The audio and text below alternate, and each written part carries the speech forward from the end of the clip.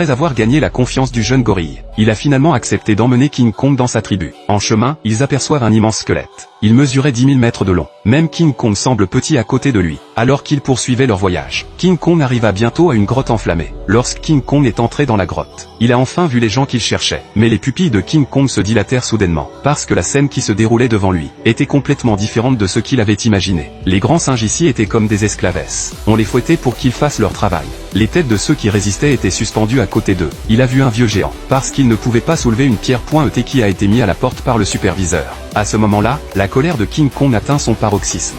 Il ignore alors les conseils du gorille. Il se dirigea directement vers le singe géant. En regardant la paume qui apparut soudain devant lui, le vieux singe fut surpris. Et après que King Kong l'ait aidé à se relever, le superviseur se précipita vers Kong avec colère. Il a crié à King Kong qu'il se mêlait de ses affaires. Voyant que la salive de l'autre partie était pulvérisée sur son visage, King Kong lui donna un coup de poing direct.